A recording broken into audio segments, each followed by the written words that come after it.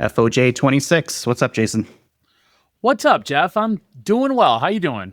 I'm pretty good, I guess, all things considered. Nothing but first world problems. I hear you. There's something about, and this is so trivial, but there's something about a fresh haircut that just does it for me. Oh, yeah. You know, I got my hair like a whistle, like click, clean. Yep. Yeah, I got my hair cut on Saturday, and it just feels awesome, you know? So how often do you get your hair cut? Not as often as I should. I tend to get my hair cut roughly once a month. Okay, that's not too bad. I'm every 3 weeks. Yeah, that's probably what I should be, because my hair is so goddamn thick that when I can actually part it and actually comb it, that's when I know it needs to be done. You know, we both have like the short sides, so the longer it gets, you know, it then becomes all right. You're in no man's land. Either grow it out or cut it. Yeah, but if I grow it out, it like looks like this long, just unmanageable, just mess on my head. During COVID, when we couldn't get any haircuts, I think I went like 2.5 or 3 months without a haircut. I looked like a freaking bush, dude. Luckily, Michelle cuts my hair. She has cut my hair for, oh my God, since before we got married. So luckily I didn't have that problem. It's just a matter of getting her to do it, you know, because she works full time, and you know, the last thing she probably wants to do is cut my hair after she comes home from work or something like that. But luckily, she does it on a regular basis. She does a very good job on it. I have no complaints. And well, I think it's one of the most important things that a person can have is a good hair person, right? Whatever that looks like. If it's a stylist, a barber, whatever. And then once you find that person, you just hang on to them for as long as you can. No doubt about it. So yeah, when the renegotiations come up, she always has that feather in her cap, if you know what I'm saying. So there you go. That's right. So yeah, no, feeling good.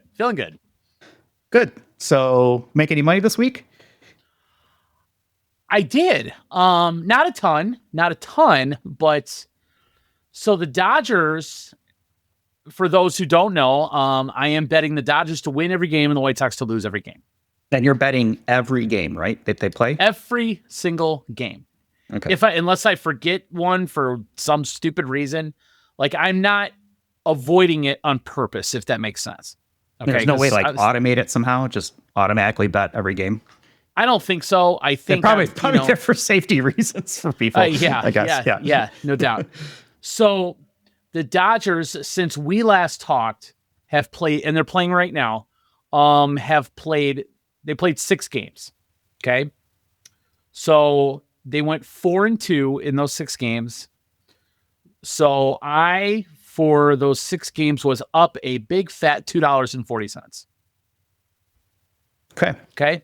So now is that on the season or just on the week? That's just since we last talked. I didn't go all the way back. I think the Dodgers have lost, 3 games on the season. There's something like, I don't know, 8-3, 9-3. I see them as 9-2 according to ESPN.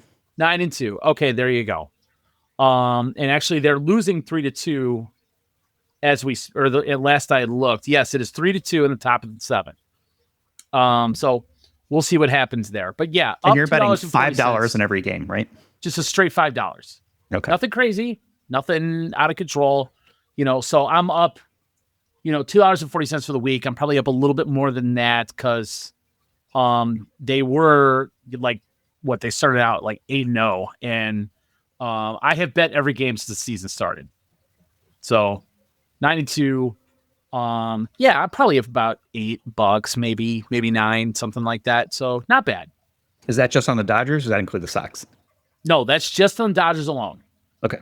The White Sox have been this week pretty lucrative, as they have lost every game since you and I spoke.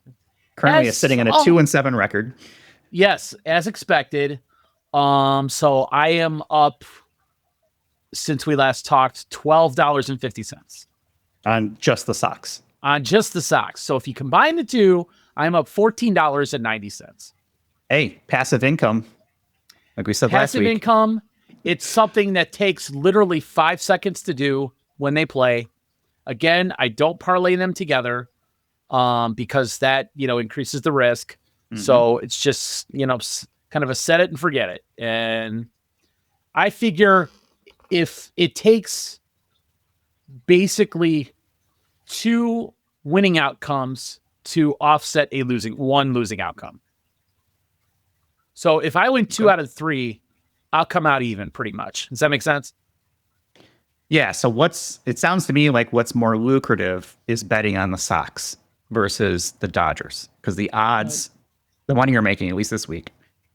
Yeah. Well, they're both outcomes are averaging about $2.50 per win, which means per win or per loss. Okay. So yeah, per odds, winning bet, I guess I should say. Yes, correct. So right now, since the Sox are on, a losing streak, yes, that's what would make that more lucrative as opposed to the Dodgers. Because anytime the Dodgers lose, it costs me 2 of their wins. If that makes sense. And if the Sox win, vice versa, it costs me 2 of their losses. Or losses. So right now I'm up $14.90 for the week since we last spoke. And we'll just kind of keep rolling and, just kind of see how it goes. I think the Dodgers at the end of the year will have a better winning percentage than 667, which is 2/3. And I think the White Sox will have a worse winning percentage than 333. Mm-hmm. If that makes sense. Oh, yeah, it's just odds. That's all you're playing right now. Yeah. You're hoping for last year, right? Yeah. And actually right now, the White Sox are on pace to be even worse than last year. They're on pace, I heard on the radio, for 36 wins, which would be 4 the Braves worse. have only 1 win so far this season. I know. Look at the overall standings. So yeah, well, they started out against 2 teams that started out undefeated for a while. Like at one point in the division that the Dodgers play, the top 3 teams, which are the Dodgers, the Padres, and the Giants, were combined 20-1. And the Braves had to play the Dodgers and the Padres in that stretch. So, the Braves are generally pretty good, but they're going to struggle because no team has ever started out 0-7, which they did and made the playoffs.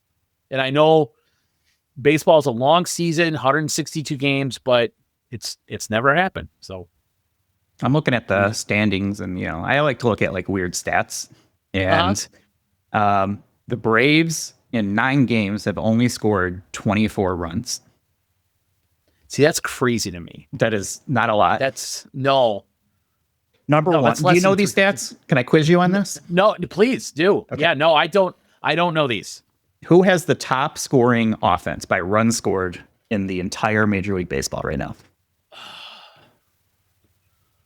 I want to say the Yankees. You are correct, sir. The torpedo bats are helping. Yeah. Guess who's number 2? I'll give you a hint. Different division. Or different division. Conference, I should say, or league. Different league. Okay, so different league. I don't think it's the Dodgers. Nope. I'm going to say the Cubs. You are correct. 77 runs. So only 1 behind of the Yankees. And then there's a fairly decent drop off. 3rd place is the Red Sox with 63 runs. Okay. So, yeah, the Cubs are putting up offense, which is always fun for fans and good to see. Yeah, for sure. And, from a differential standpoint, because Yankees, Dodgers, Cubs. Okay. I think I said on this podcast, the Cubs should win their division. So. Well, that'd be exciting.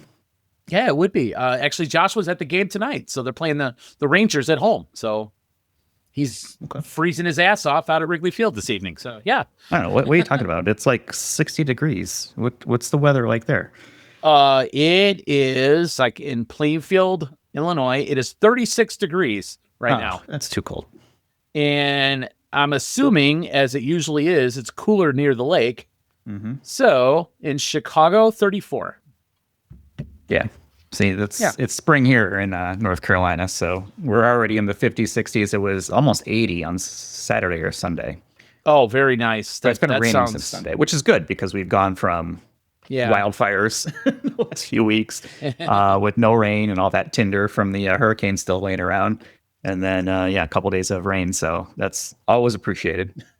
Well, I'm guessing that after this week, we should be done with the 40-degree weather. It's my guess, because we are all things 50s and 60s through next week. And I think after that, we're probably done with that. So what you should probably do is apologize to everybody for jinxing it, as you just probably should, because I did see snowflakes today. I was going to say, that means a blizzard next week. Walking around the suburbs, yes. During rush hour, so your commute's going to suck. I'm sure. So if I jinx it, I will knock on wood right now. I don't know if you can hear that, but I'm knocking on wood. Mm-hmm. And hopefully I didn't jinx us all. But if I did, to the locals on the FOJ show, I am sorry. Well, I'm sure you get lots of angry emails and letters. Yes, of all the angry emails and letters our show gets. Yep. So here's something I just noticed on the ESPN website. You know, at the top, they've got the banner, right? And they have the different sports. Yes. And then there's like a more sports, right? Where everything's kind of like buried. Stuff that's not important. MLB is the 7th most popular sport right now, according to ESPN, if you go left to right. Oh, NFL is still number 1, even though it's the offseason and the draft's coming up, I guess. But still, it's the offseason. Then you got NBA, then you got NHL, then you got the, the college hoops. Then you've got soccer, then you've got MLB. Yeah, I'm looking at it right now. That's funny. A little bit of subliminal dig there of like, all right, I guess people still watch football or baseball, but slowly losing ground and everything. I've got an interesting stat for you later on, as I have compiled a list of some obscure stats in some various sports, and I have one that supports your theory that baseball is boring. Okay. I think I'm almost about that. Yeah. So even though I enjoy it, I now completely understand by the numbers why some people think it is boring. So I'll get into that in a little bit. Okay. What do you want to get to before that? So I want to follow up last week real quick on both Ghost and Mick Gordon. Ghost. Hit me with Ghost, because I have been listening to it all week. Yeah, I'm in, man. Yeah. All 4 of your jams, Rats, Satanize, Dance Macabre, and Square Hammer, have all been added to the playlist. All right. So yes, absolutely. That's I mean, there's something about it, right? It's just kind of like, all right, it's just kind of a throwback almost to like the 70s, 80s, Iron Maiden, wrinkles in there. Yeah, the guitars. I mean, the guitars are awesome. Oh really awesome. There's a great, really a good melody and riff between the guitars. Yeah, I'll admit, I'm still trying to get all in on the guy's voice because it's a little light. Yep. But the guitars do it for me. So that's why it's a keeper for me. And I'm sure the guy's voice, and I'm sorry, I never Googled his name or anything. But Tobias something, I think. I don't know. Yeah. They've had a couple singers actually. So depending on, I don't know when these songs were done, but I think they're about 10 years old now at this point. 10 years old, but I will get there. I'm confident that I will get there on the lead singer's voice, but the music, fantastic. All right, well, good. So you kind of get that rock, so almost like that rock opera type of feel to it a little bit. With the, have you seen any of the videos or like the stage performances? Yeah, I saw it. Yeah, YouTube, and actually, YouTube had some Ghost stuff live, and I was impressed. Yeah, no doubt. Yeah, there's a whole presentation to it, so I dig that kind of thing where it's like, all right, you have the music's one thing, but if you can put a stage show to go with it, I'm all in. Put some thought into it and actually make it a full-on performance as opposed to you just getting out there and playing instruments and stuff. So yeah. All right, another one was it Mick Gordon, the guy who does the Doom soundtrack. I'm sure he does other things, but that's kind of what I know him from. Yeah, if you Spotify the Doom soundtrack, it shows up like 30 different blips that are about a minute and a half, maybe 2 minutes. And some of them are pretty in your face, rock 'em, sock 'em, kick your ass type stuff. But others are just, if you remember, I know you remember the game, and I know we all played the game many hours upon hours in our house of video games when we were younger, it throws you back to walking through the hallways and just waiting for someone to, come around a corner or whatever. And you still feel like you're there. And I was like, yeah, there's some tense moments in there, and there's some drama and all that stuff. And yeah, no, I liked it. I'm like, this is something I would put on if I was doing something that was, trying to be productive, if you will, and just kind of have it on in the background, that kind of thing. Like mowing the lawn, lifting weights. Yes. Yeah, exactly. Yeah. Unloading the groceries from the car. Yeah. Something with some angst to it. That's right. Getting a haircut. I mean, you name it. It's heavy metal for the soul. Yeah. But like if I was, doing adult stuff like scrubbing a toilet or cleaning a bathroom or, like you said, cutting a yard or working on a project around the house. Yeah, I could throw that on. No doubt. All right. Fun fact about Doom is it's been around forever. I think I first played it in 92, maybe, whenever it first came out. And I remember my computer at the time was a hot mess, and just I had to run it on a tiny little window that couldn't have been more than like 3 inches by like 3 inches on my CRT monitor because my computer could not keep up with the graphics. Right. But I still played it all night. In the dark, the jump scares, and then as the technology improved, computer got stronger, the graphics got slowly better, and the window got slowly bigger as I added my graphics card and added the DX math processor from the upgrade from the SX, and spent all my time with Visa drivers. So yeah, I was all in on Doom from the very, very beginning when I showed up on floppy disks. Oh wow. Yeah. Well, I just recall the house in Romeoville on nights when Helen was not home. Cause if there was, and it was rare, but if there was a night where she worked and none of us did, or she went out and did something with her other friends or whatever, and it was you, me, and Jeff and Chad, I just remember all lights were off, volume was turned way up, and it was like 2-on-2 from one end of the house to the other. And it was like we were there, you know what I'm saying? Like we were in the game live. It was intense. It was fun. I remember. Yeah. You immerse yourself into it and get into it. Yeah. So now Doom is sort of like the benchmark in the tech world of, can it run Doom? And trying to get Doom to run on the weirdest little devices and things like, there's no way, like having it run on your Apple Watch, right? Like Doom running on that, right?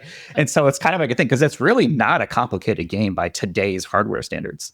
And so there's you'll see weird stories about like, got Doom to run on the LCD screen of your thermometer or something like that. Yeah. So there's like a whole little industry around trying to get Doom to run on, just the weirdest shit. That's cool. Could you imagine combining the game Doom with the Apple Vision Pro? Oh, absolutely.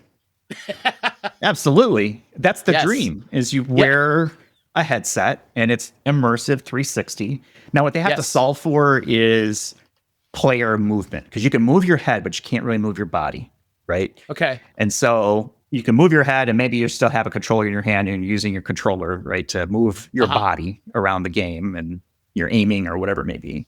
But yeah, man, I've tried a bunch of different 3D stuff with, VR headsets and, all kinds of shit. But I mean, that's the dream. Throw a headset on and then get lost in like a flight sim or first person shooter or a racing game, stuff like that. I think it'd be super cool. Yeah. Cause I love the games where you can like climb into like at the arcade, when you used to be able to climb into either a racing game or I think it was Star Wars. Yeah. Star Wars, the trench run. Yeah, you were flying the X-Wing fighter and all that stuff. And when you actually climbed into the cockpit, that was where it was at. That's right. And now, I would think with any VR or Apple Vision Pro, you'd be able to take that experience home with you, and that would just be awesome. Yeah, Apple Vision Pro should be able to do it, but it's not as good because it's not really designed for games, and Macs really aren't. So you kind of have to, play around with it to kind of get it to where you want. But on Windows, I mean, It's there. Yeah. Okay. I mean, you can plug in a cheap Meta Quest's, whatever headset that costs you a couple $100 and then connect it to a game like Elite Dangerous, which is a space flight sim sort of game. Okay. But it has fully realized cockpits for like spaceships. And so you sit in it and you can look around and see the different panels. Okay. And based on what you look at, you can interact with like buttons on them to do different things, shields and engines and weapons and, all kinds of weird stuff. And yeah, I mean, that's the dream. I think would be super cool. I don't think the technology is quite there yet, but it's getting pretty close. Sure. Yeah. Yeah. Well, I remember it sounds like a very advanced version of the game Flight Simulator. Because I used to like playing Flight Simulator, All you had to do was land the Flight damn Simulators plane. just came out again, the 2024 version, I think it is. Okay. And if you like the first Flight Simulator, it's kind of a boring game if you think about it. It's like, I'm going to get a plane and fly somewhere. Okay. Like there's no combat really. It's just you're flying a plane. Microsoft redid this a couple years ago, and they just released another update where they essentially took the power of the cloud. So they have their cloud computing, Azure is what they call it. And they have modeled the entire world based off of map data. So you can literally fly anywhere in the world. Mm-hmm. And it's not, I would say, not photorealistic or geography realistic to like the ultimate detail. But if you get to like a well-known region like Chicago, you can actually fly around the city, all the different buildings. It's 3D. You can go in between everything. I mean, I have it on the Xbox. It's on the screen behind me. But it's there, and it works surprisingly well. Now, it's super complicated, and I get bored with it quickly, but it's really cool technology to be able to pick up literally, a plane, put a pin anywhere on the globe, and drop right in and fly. See, I would be all about that because I love, like, immersing myself into Google Earth, and seeing like really remote places in the world, like northern Russia or upper parts of Canada, or, just islands that are like in the middle Pacific that, that people do live on, but you don't really know anything about, that kind of thing. So, or life and like, it's like an interactive Google Maps almost, where instead of just flying around Google World or whatever, it's like you're flying a plane, which is kind of interesting and a little bit different experience. But it's super cool. If you like this sort of thing, check it out. It's on Xbox. It's actually if you have an Xbox and you have Game Pass, it's free. It's part of the subscription. I do. Yeah. Okay. So check it out. I will. Yeah, because it's amazing looking at Google Earth how much of the planet still is uninhabited, if you will. It's mostly water. Yeah. Yeah, land too. There's a lot of land that people aren't there. Just penguins, but we got to watch out for those guys. Well, that's right. Don't forget. What else? Ghost and Mick Gordon were both A+, man. Really enjoyed. All right, good stuff. I can't say that I discovered anything new this week really on music because I was really into the Ghost thing all week. Sure. That's pretty much what I did. Yeah, I mean, you go on a trip once in a while, and it's like you're stuck. It's like I can't stop listening to it. It's freaking awesome, So now it's like, okay, well, what else is similar to Ghost that I can check out and say, oh, okay, yeah, I kind of like that as well. And what's funny is a couple, like if you're, so I don't know how Spotify does it, but like you can create a station right off a song. It's pretty similar. Apple Music does it as well, but there were things, from Iron Maiden came up a lot on my Ghost station as well. Yeah, I can see that. Yeah, and it was interesting, like just to see all the different stuff that came out of it. I'm trying to think of what's the Serge Tankian rock band? They're not together anymore. What's System it called of Down. again? System of Down showed up on that same channel as well. So I was like, okay, that's kind of weird. Well, I could tell you on my updated Spotify playlist, I'm up to 214 songs, 14 hours and 56 minutes worth of music. And yeah, it's still awesome. I mean, my last 5 are Photograph by Def Leppard. Yeah. That's a classic. Think I'm in Love by Eddie Money. That was an 80s hit. Machine Head by Bush. Killing in the Name by Rage Against the Machine. And the all-time classic, Pour Some Sugar on Me by Def Leppard. So that's a good roundup right there. Remember the rule. If you like the song, like it. Don't worry about what people think. You like the song, you'll like it.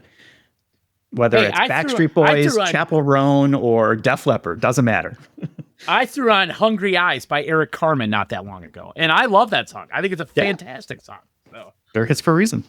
Yeah. So no, it's been good. It's been good. Although Spotify still knows me as a rock guy because my next 6 recommended are Wanted Dead or Alive, Panama, More Than a Feeling, Walk This Way, Paradise City, and White Wedding by Billy Idol. So we're still in love with the 80s guitars, but that's okay. That's all right. That's fine. That can be your one true love, but you can cheat on them with, some others as well. Yeah, no doubt. So, but yeah, no, it's good. It's good. All right. What else you got? Good stuff. So we talked last week about some obscure, funky stats in sports, right? Mm-hmm. I think we talked about, the guy hitting the home run on opening day for the 6th year in a row. Mm-hmm. The Giants using their different left fielder for 19 straight years on opening day. And then the catcher for the Yankees becoming the first catcher to lead off opening day with a home run in the history of the game. So I was like, okay, there's got to be some more out there. And first off, and some of these are achievements and some of these are just freaking weird. So I've got, I don't know, 10 or 12 of them, which we can, talk about, pass up, whatever. So one thing was brought up to me by an avid listener of the show. So if, he listens every week. He's another guy I work with. His name is Ray, good friend of mine. Are we doing it? Are we going to do it for Ray? All right. Give it to him. Ray, you're the FOJ listener of the week. Excellent. Well-deserved. He is dedicated, calls me after just about every episode. And has a great time. And he'd probably be a good guy to have on sometime. So we might want to do that. So he could become an FOJ official. That's right. So anyhow, the one he gave me was, in the history of the game, there are 2 players that are both named Max Muncy. Which game are you talking about? Baseball. Baseball, of course. I talk baseball, man. I don't know. So I got to start something. What's he is, dude? I know. Well, Ray is an avid baseball fan, so when we get him on, Well, we won't hold that against him. That's right. So, 2 Max Muncies. They are both currently playing. One plays for the Dodgers. One plays for Oakland. What they share besides a name, they also share the fact that they were both drafted by the same team, which is Oakland. And they both share the same birthday of August 25th. What? Yeah. That's crazy. Exactly. It is crazy. I know. Max Muncy and the Dodgers. You could spend 100 years writing stories and never come up with that one. Yeah. Wait, so say this again. So Max Muncy, 2 players, 2 teams, drafted by the same team? And they have the same birthday? Have the same birthday. Now, not year, but the same month and day, August 25th. How old are they? Like, what's the age difference? Max Muncy of the Dodgers was born in 1990, and Max Muncy of the Athletics was born in 2002. So 12-year difference, roughly. Yeah. Interesting. Do you think it was just an error by the Athletics? Like, they didn't know what that was. It was like, didn't we draft that guy? Well, let's make sure we did. And then just drafted him again 12 years later.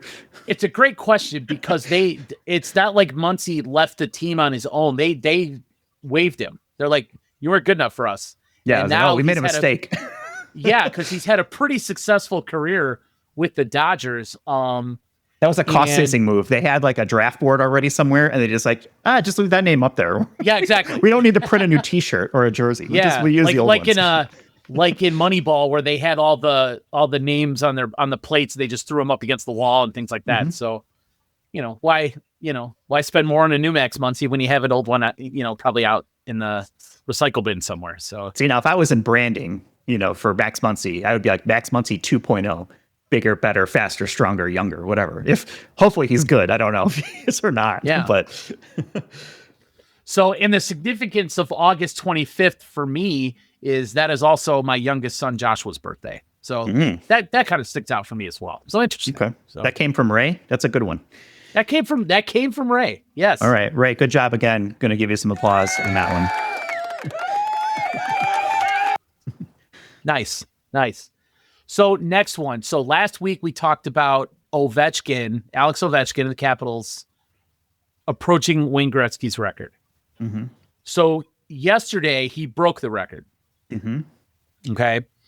And ironically, he tied the record with 2 goals against the Blackhawks, but and tried like heck to break the record against the Blackhawks, but luckily the goalie was up to the task. He's just shooting from mid-ice every time. Yeah. So yesterday he broke the record on April 6th. That's what, 895, right? Yes. Mm-hmm. So 21 years prior, on April 6th, is when the Capitals won the draft lottery where they wound up drafting Alex Ovechkin and it was, I believe, the last time they had the number 1 pick in the draft.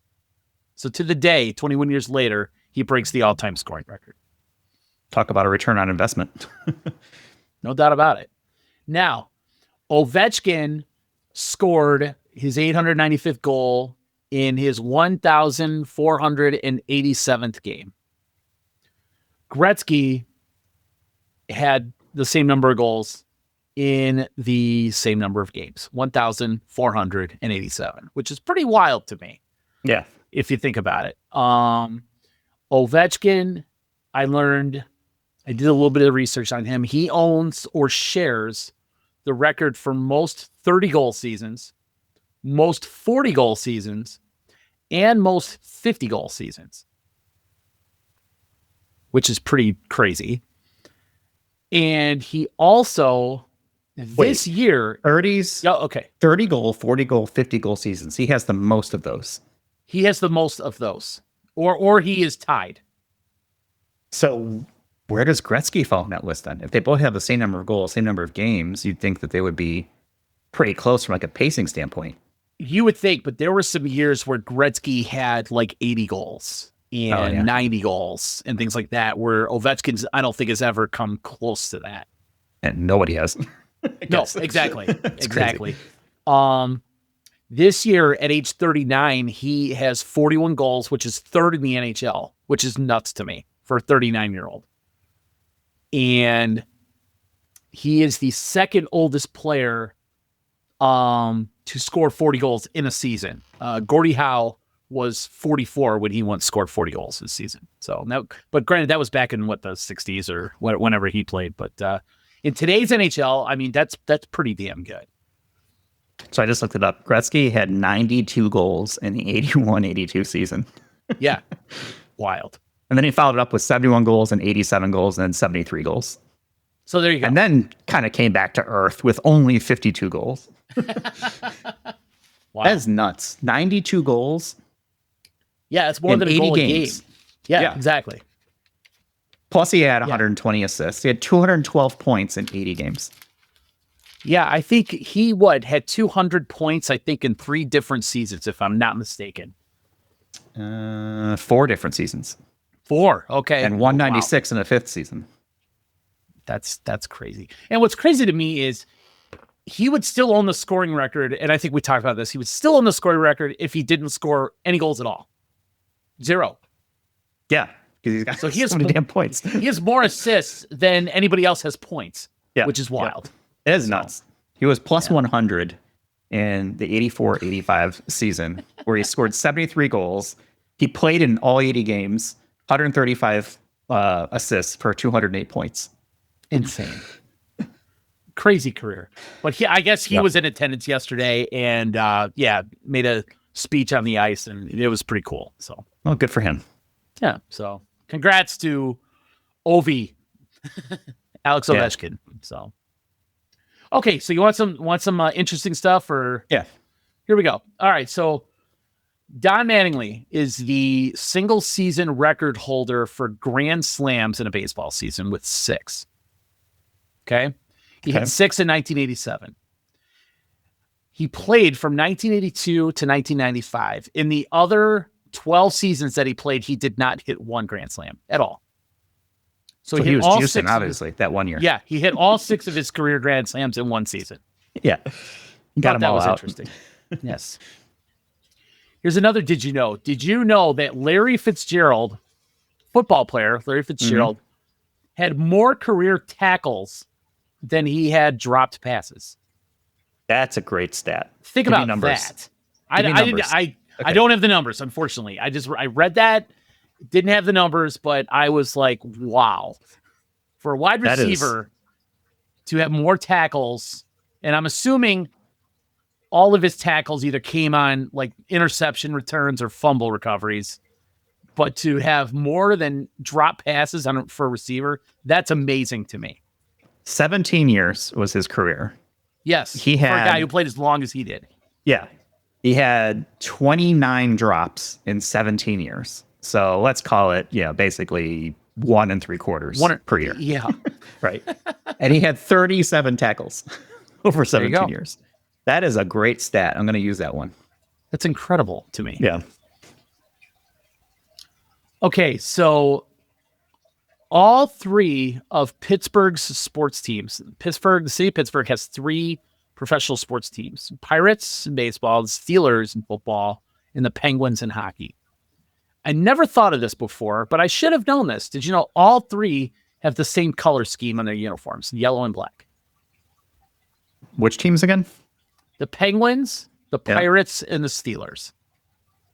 I guess it's a Pennsylvania thing, I guess, right? I guess it is. Yeah, the Steel City, right? Yeah.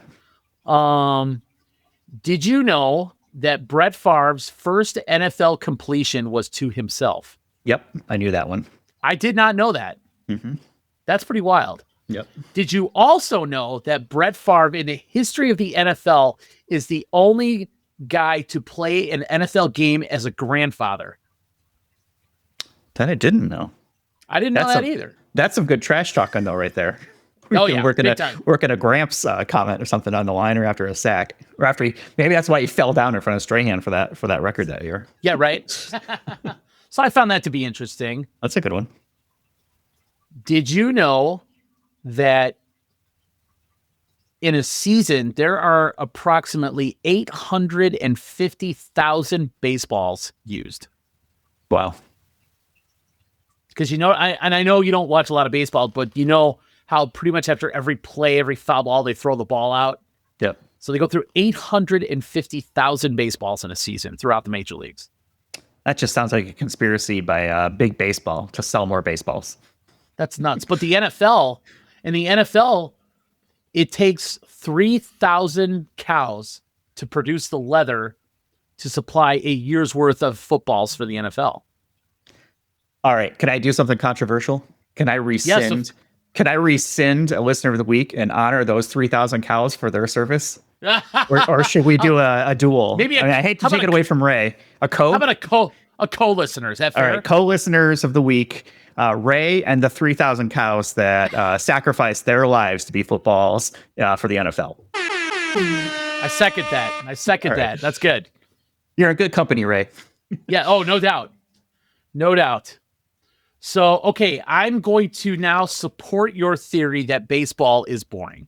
Okay. I like stats, figures, and facts that support my theories. I think you will love this one. Okay. So the average game lasts anywhere from about 2 hours and 30 minutes to 2 hours and 45 minutes. And if you've paid attention, baseball has been trying to do things to speed up the game. Mm-hmm. Which I'm a fan of. Pitch clocks and all that stuff. Yeah. Yes, most people are. And I am as well.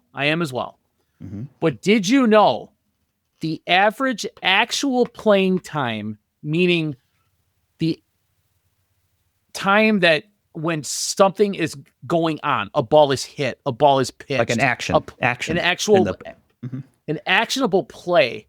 The average time of actionable play in a baseball game is 9 minutes and 55 seconds. Which means there's the problem right there. There you go. So the other part of that is the setup, the looking for signs, the batter stepping in and out of the box, all that, throwing the ball around the horn, all that stuff. 9 minutes of action. 9 minutes and 55 seconds. And that's the average. Based on what? Like, is that a relatively recent stat? Is it like, what's that? I read it in 2 different places when I was doing some of this stuff. They didn't give me it didn't necessarily say a time, but it was the same thing in two different places. So 9 minutes, 55 seconds of actual actionable playing time. That's nuts, and that absolutely supports it. The NFL is not that much better. No, it's not. It's like 15 to 20 minutes of action time last time I saw. Okay. Which, okay, yeah, twice as much action. Sure. Twice as much popularity, I guess. Then you compare that with something like soccer, right? Or football for the world, where it's literally 45 minutes of action and then a couple minutes of extra time if there's any stoppage. So you're not being robbed of any action time. And then you take, 10, 15-minute break for halftime, and then you do another 45 minutes plus any extra time. Yeah, you could almost say the same for hockey. It's always moving. I don't know. Hockey feels like there's a lot of stoppages. But it moves at a faster pace than I think both football and baseball. Obviously, baseball. Mm-hmm. Basketball seems to move quickly until like the last 3 minutes of a game. Then it comes to a screeching halt for me.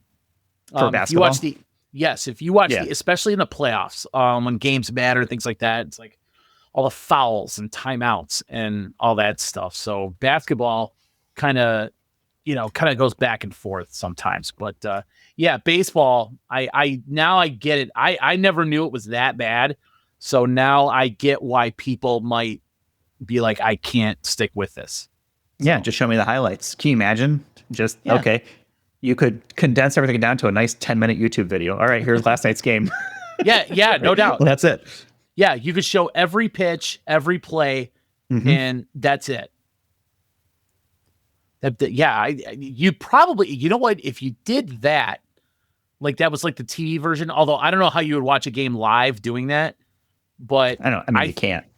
Yeah, but if you could somehow figure some of that out, I think you might get more fans interested.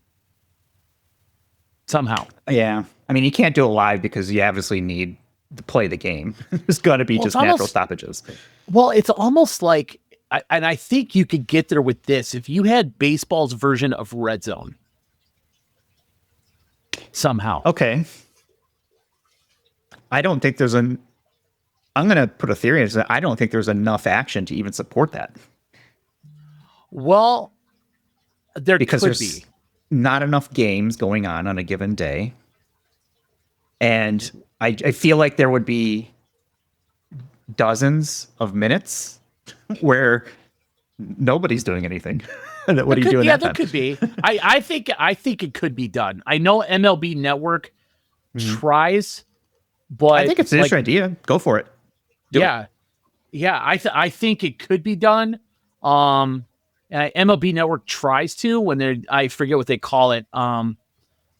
But they'll have like a 4 square of games going, and they'll go back and forth amongst the 4 games or whatever. But yeah, there are times when like nobody's in scoring position or nobody's, on base or any of that stuff. So I do get what you're saying, but I think they could try it, and I think they could come close. I mean, Red Zone's awesome. You know that. I know that. Red Zone. Yeah. Red Zone is life. I mean, Red Zone is almost too fast for me. Mm-hmm. But I'm getting old, so I need my brain.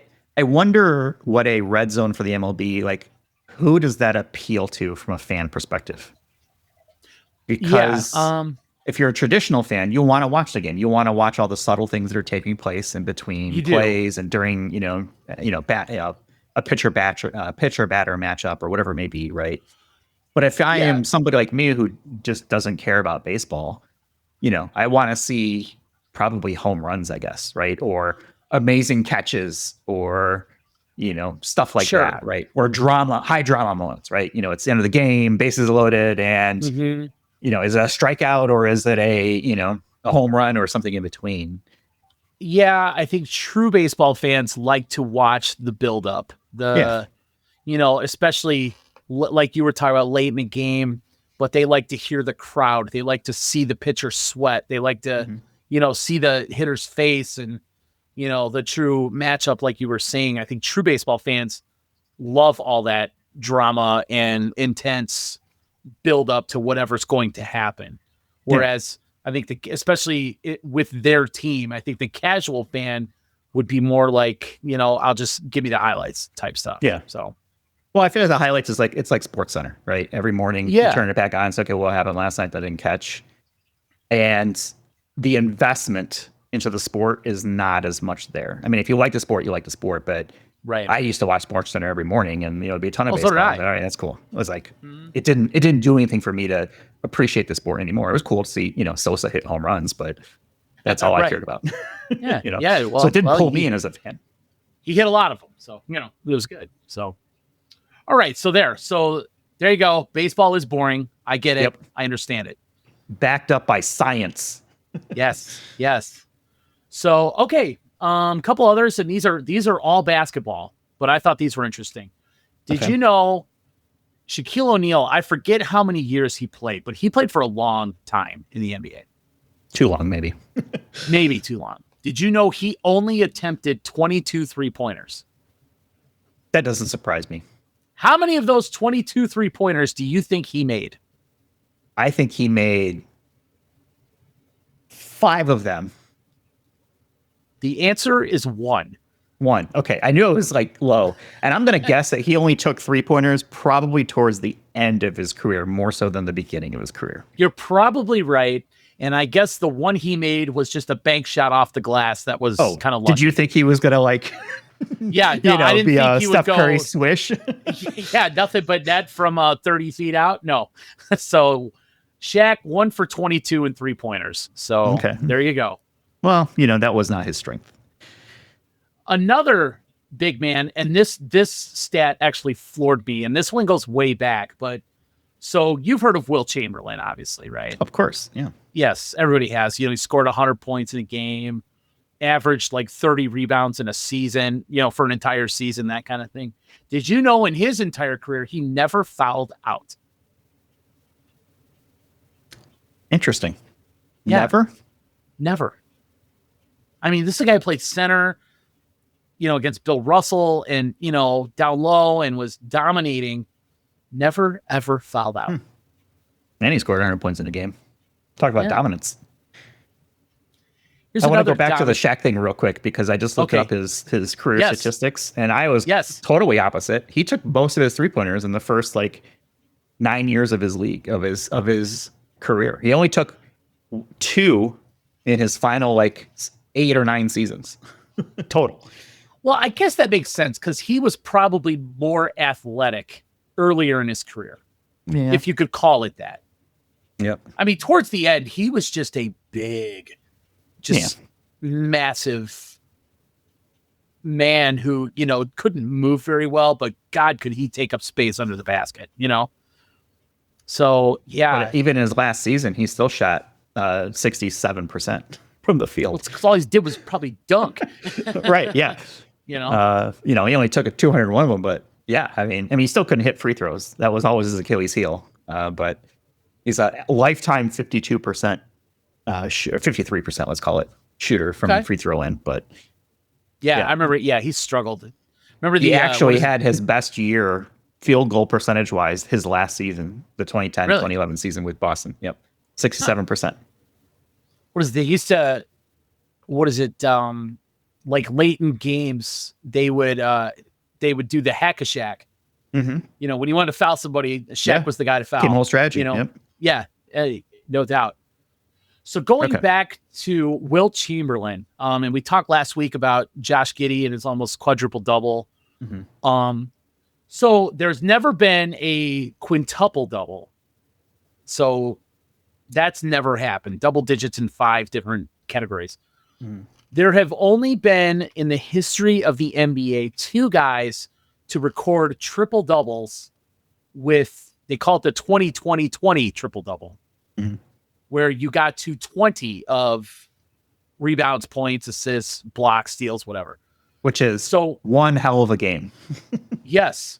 So Wilt Chamberlain is one of those 2 people who did it. So I didn't know Wilt did that. I know who the other one is because I remember watching. Tell me who the other one is.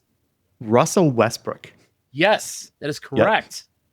Yep. 20 points, 20 rebounds, and 21 assists. Yep. And I remember that Sports Center where it flashed up as never been done before, blah, blah, blah, blah, blah. But Yeah, this is only like what 5 or 6 years ago, I think. Not that long ago. That's right. Yeah, so relatively recent, but yeah, he's still playing. He was a really good player. I like Russell Westbrook. He was kind of a diva, maybe like a thug, but man, I'd love to have him on any team I would have. Oh hell yeah. I mean, I think 3 years in a row he averaged a triple-double in a season. Yeah, or for the season, which is amazing. Mm-hmm. Okay, two more for you. One, did you know, this is kind of a funky one, in January of 2005, do you remember the name Richard Hamilton? Played for the Pistons. Yes. Okay.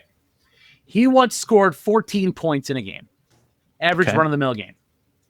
In that game, though, he went 0 for 10 from the floor, yet he made 14 free throws. So all 14 of his points were from the free throw line. And was perfect from the free throw line. Yeah, I can see that. But couldn't make a shot anywhere else in the game. Scorer's got to score. You keep chucking them up, and if you're getting fouled, hey, you're getting a higher percentage, theoretically, chance at points if you can hit free throws. Yeah. So I thought that was interesting in the last one, and this kind of I like this one. I think it's cool because I loved him as a player. Dennis Rodman in 1993 once played a game where he scored 0 points but had 28 rebounds. Yeah, that is a Dennis Rodman game right there. That is so Dennis Rodman right there. Yep. So there you go. Those are my obscure stats of this week. Numbers, I think they're cool. I think they're interesting. I think sports is awesome. So it's a good list. Well done. I mean, obviously I'm going to be biased, but the baseball being boring as shit stat is my favorite. I knew you would love that one, and that's fair. I totally get it. But yeah, pretty interesting. All right. That's a good one. Yeah. What's next on the list? So the other thing I have for you is, you know what? Yeah, I'm going to see. So Forbes put out a list of their top 30 rock and roll bands of all time. I don't know what this is based on as far as record sales, income, worth, but it's because Forbes is generally, regarding business, things like that. Mm-hmm. But their top 30 rock bands of all time. I want to see how many you can name. And we won't go too far with this, but because I don't want to bore people, but But you don't know what it's based on. So I don't. I mean, it could be money. It could be like number one hits. It could be some sort of popularity thing. Like in looking at the list, it's got. I think there is some. Is it subjective? Money. Like I like this band more than I like this other band because I can't see Forbes doing that. It's got to do with either album sales or gross concert sales, concert income, but it's a pretty impressive list. I will say this. All right. There were some surprises as to where they ranked, but if I go through this list, I'm like, yeah, okay, makes sense. So see how many you got. Let's see. Beatles number 2. Queen number 3. All right. The Stones number 6. U2 is number 16.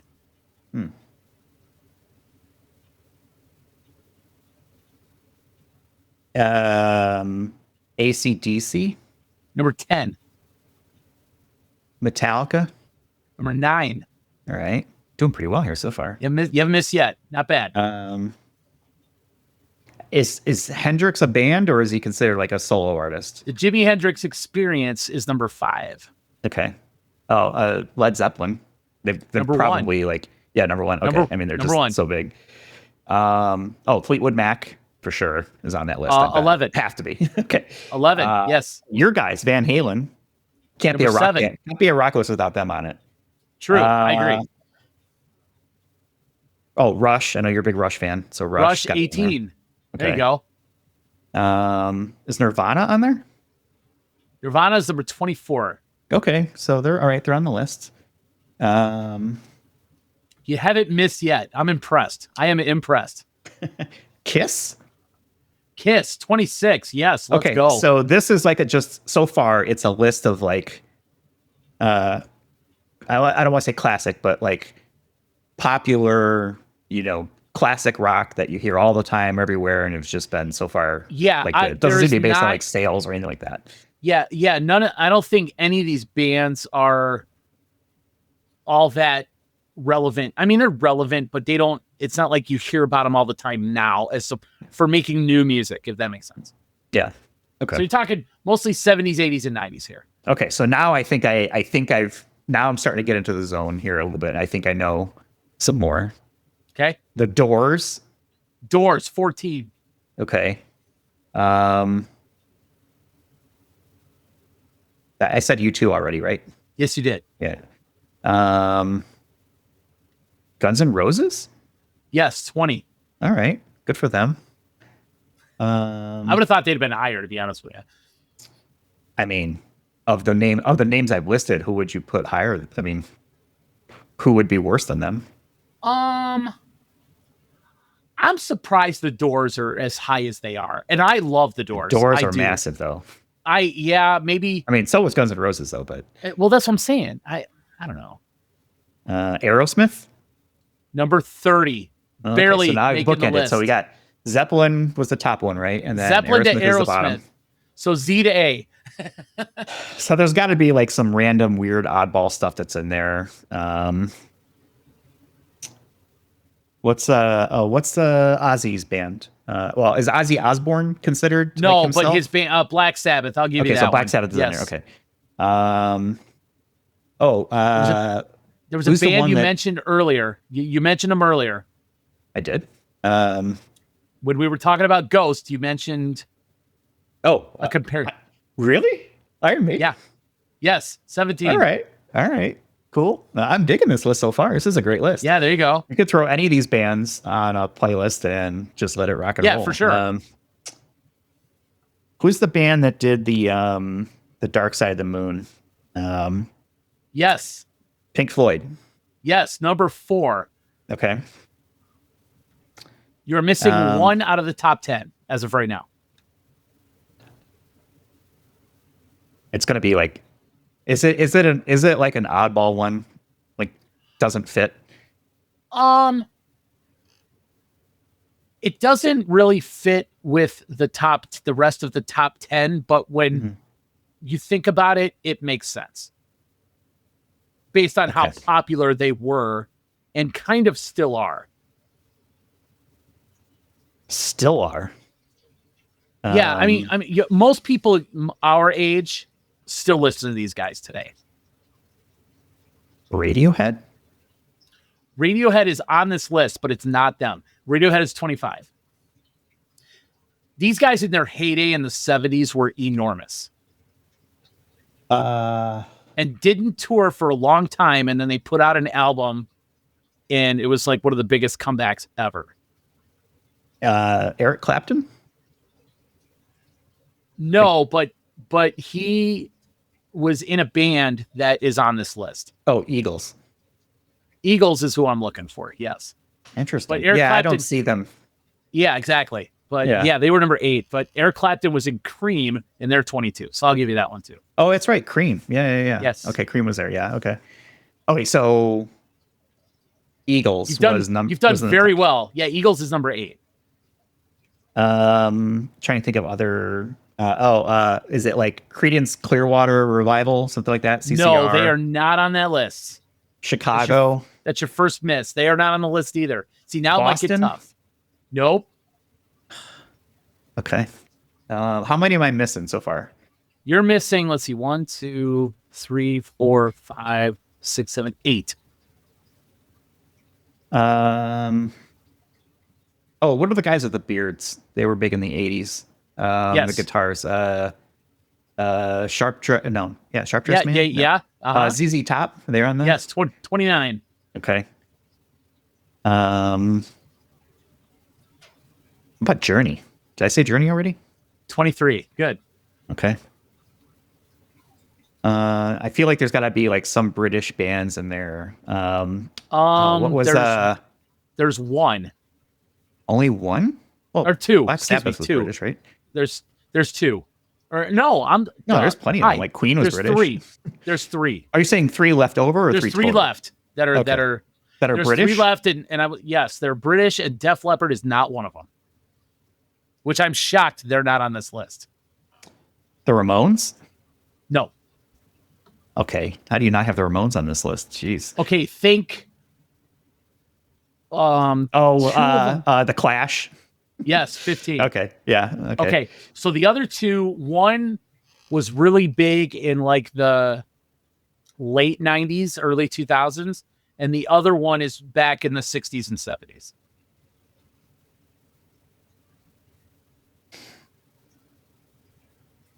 '60s and '70s. Is it something like oh shoot, what was there? Jefferson Airplane or something like that? No. I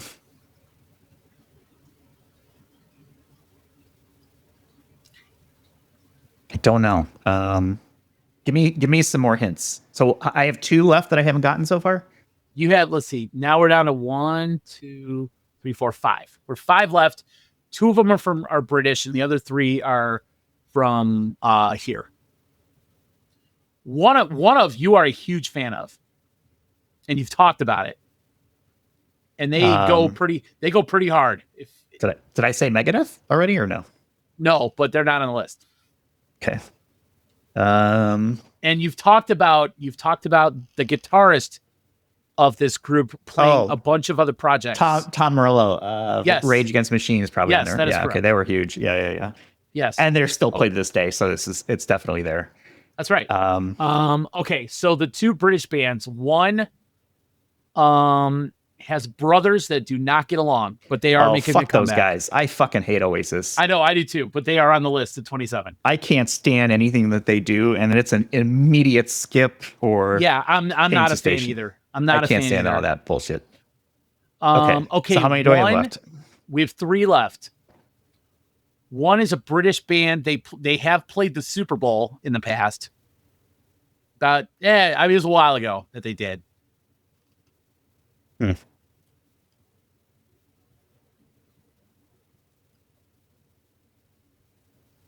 Give me another hint.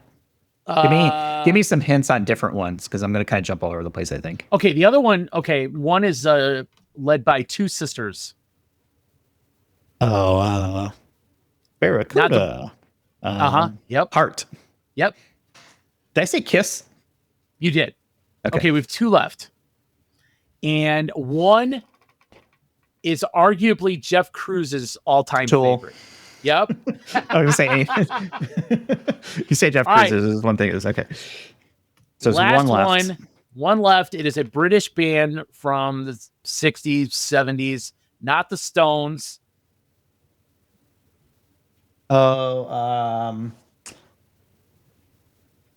Pete Townsend. The Who. Yes. Very good. Shout out to Mike and his spinning tray trick. Yes, shout out to Mike Burns with the tray trick and the Townsend and the pass out area at Chili's Bowling Rig. Okay. So there you go. One. Top 30 list of bands by Forbes. Okay, read them off, because I was just kind of throwing out names. I want to see who made this list. Okay, Zeppelin, Beatles, Queen, Pink Floyd, Jimi Hendrix Experience, Stones, Van Halen, Eagles, Metallica, AC/DC, Fleetwood Mac, Black Sabbath, The Who, The Doors, The Clash, U2, Iron Maiden, Rush, Rage Against the Machine, Guns N' Roses, Heart, Cream, Journey, Nirvana, Radiohead, Kiss, Oasis, Tool, ZZ Top, Aerosmith. I mean, there's so many. I can think of like where's Lynyrd Skynyrd on those lists? Where is where's Steve Miller? I mean, again, I am shocked that Def Leppard's not on this list somewhere, because I think that Def Leppard is great. I mean, they are, and I'm not saying they're better than a lot of these bands, but they've been around a long time, and they still tour, and they still play, and they still sound good. Alice in Chains. Yeah, that's another Pearl thing. Jam's not on the list. These were like my next guests. It was like, all right, sure. Like Pearl maybe Jam, it hasn't been long enough, I guess. I don't know. Yeah, but some of these bands have been around for 20 years now. Rage Against the Machine hasn't been around, been since the 90s, I guess. Close to 30 years at this point. But Pearl Jam came out in the 90s, I mean, I would take any of the bands that I just listed over Oasis. For sure. I was never a big Radiohead guy. I wasn't earlier either, but I have gotten to their stuff as I've gotten older. Yeah. They have some really good songs. I was not that big into the Clash, but I know they were immensely popular, so I get that. Yeah, so influential for a lot of bands. Yeah, I love the Doors. Stone Temple Pilots isn't on there. STP, yeah, they were good too. Kiss was huge. Nirvana obviously was so influential. I'm surprised Cream is as high as they are, but they had some good stuff. But I know I'm in the minority on this one, but Jimi Hendrix, I thought he was good, but I don't get into him near as much as a lot of people. And I'll say the same for the Beatles. I would disagree with the Beatles. Like the Beatles were like 5, 6, 7 years of just sheer musical genius, but they didn't last together very long. Yeah, right. Damn Yoko.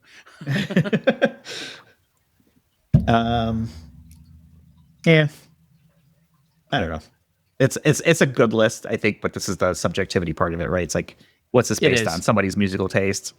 Is it like a voting where you have multiple people, ranking them, and you just take, some sort of statistical analysis of it? Like if you went to say Rolling Stone magazine, where would they rank this? How would they rank it? Or was it Guitar World? Or I mean, it's problematic too. How do you define rock and roll? Like, where's the Beach Boys? Yeah, exactly. One of the most successful bands of all time, no doubt. Right. I love the Beach Boys. Always have. And then obviously, like you said, how do you define rock and roll? I mean, and we've talked about, the Hall of Fame not necessarily being the bar for rock and roll music, but it is called the Rock and Roll Hall of Fame, yet you've got all walks of music life in there, like rappers and R&B artists, and just rename it the Music Hall of Fame. Yeah, exactly. I mean, would anybody really care at this point? Probably not. Would it be more of a relief? Okay, finally, you're fixing something that everybody knew was problematic. Yeah. It's kind of funny though, because I remember for the longest time, Kiss didn't get inducted, and when they did, they realized how big of a deal it was. Same thing for Rush.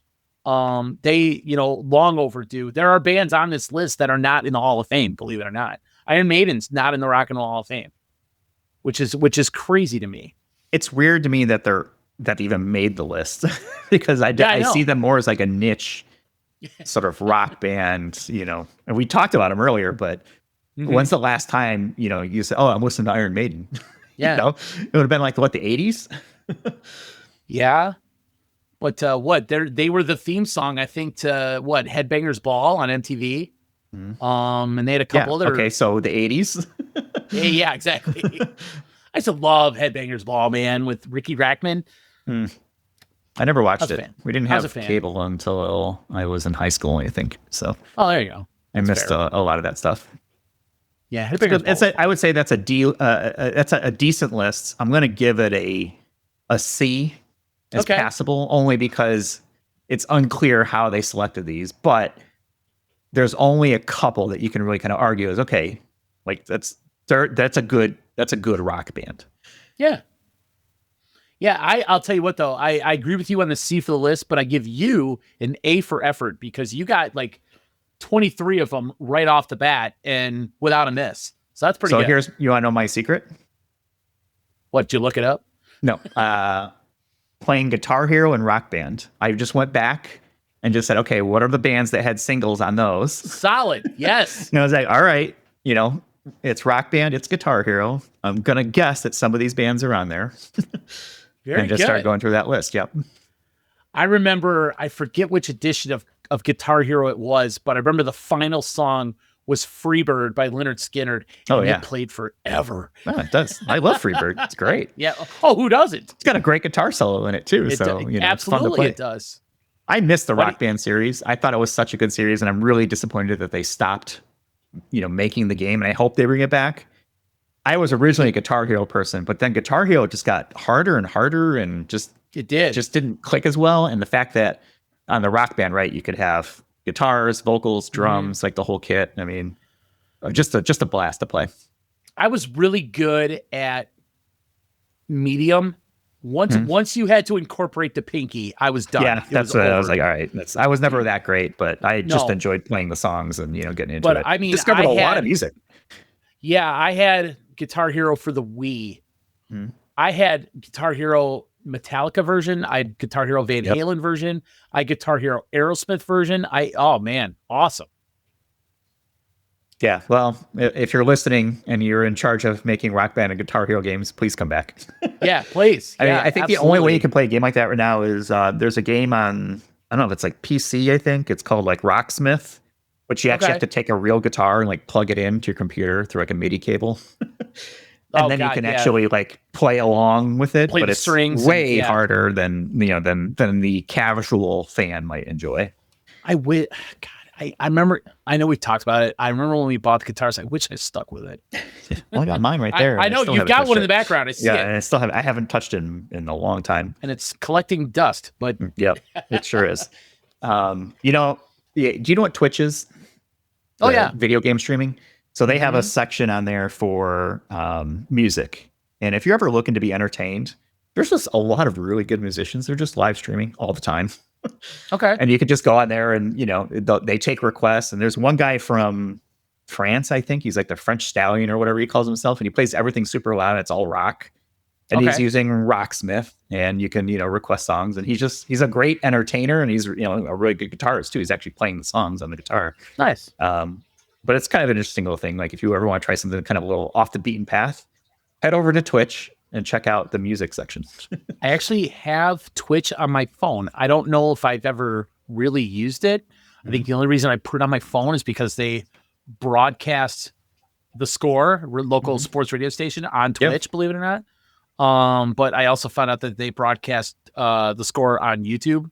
So I just throw it on YouTube. Kind of hard to go through both of them, yeah.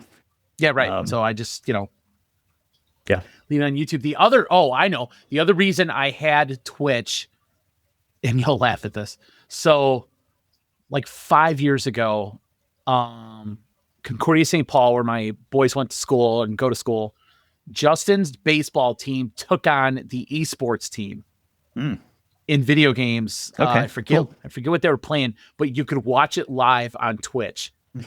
And all the baseball guys, they're all video gamers and, Call of Duty players and all that stuff. And I guess they challenged the esports team to, I forget what games they were actually going to play, but they got smoked by the esports dudes. It's a legit thing now, man. I mean, it used to be like, I'm a video gamer. And it's like, you can make a lot of money playing video games now. You can get, for all you kids out there, you can get a college scholarship playing video games, believe it or not. Yeah. So stay home, don't go to school, and just play video games, and you can achieve your dreams. There you go. Right. That's the FOJ pro tip of the week. That's right. And as we always say, make good decisions. So that's a good list. Yeah, I liked it. It was interesting to read. It was interesting to, go through. And again, kudos to you on your expertise. I'm impressed that I got that many. I thought for sure, all right, it's gonna be like weird oddball ones that I can't think of or just don't know or care about. Hey, I will say this: all of these bands were extremely successful. So yeah, and they're still are. And some still are, and I would bet most people probably have a song or two from each of these on their playlist. For sure, with the exception of Oasis, which can go die in a fire.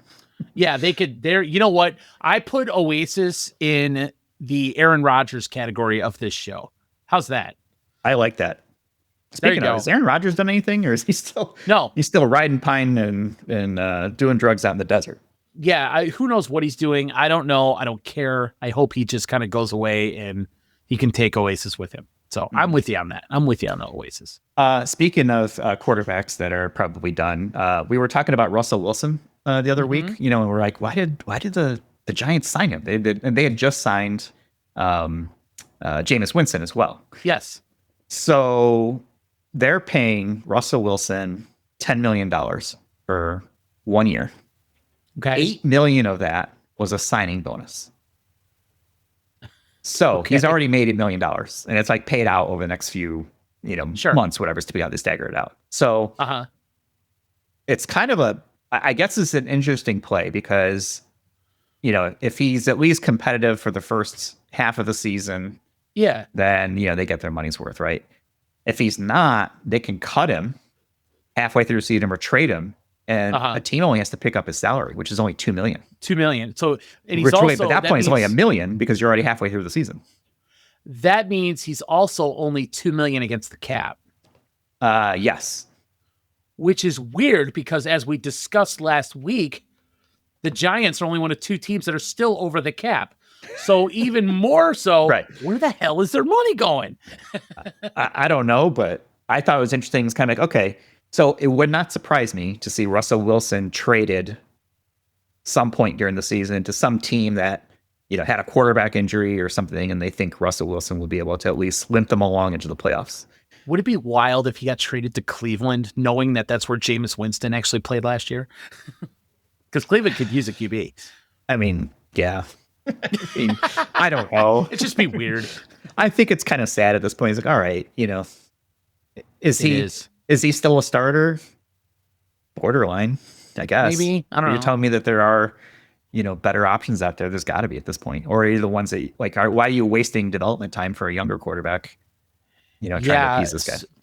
Speaking of quarterback development, interesting kind of behind the scenes thing here, but the Bears signed Case Keenum. I saw that. As a backup. Yeah, so does that potentially spell the end of Tyson Bagent? Or do you think they signed Keenum just to basically help run practice and have a third guy in the room, a veteran presence for Caleb? So yes and yes. Maybe they keep all 3. A non-threatening presence. Yes. I think, Bagent has some trade value, I think. I think so. So he's probably expendable at this point. I think you go into the season and see how things are going to go. But Case Keenum is not a threat to anybody. No. He's there to hold clipboards and run practice. Exactly. And what did you see? Whatever, somebody throws an interception, right, and kind of helping with the coaching side of things. And kudos to him, because there's a lot of players like Aaron Rodgers, like Russell Wilson, who do not do that, right? They understand their role and where they are, physically, and maybe, from a athleticism and a gift standpoint. Right. And this is how they stay in the game. Hey, the ultimate one, and he's referred to as Hall of Famer at the bank, and that's Chase Daniel. He was in the league forever as a backup and just made millions of dollars just from various teams. Mm-hmm. And look at Ryan Fitzpatrick. Yes.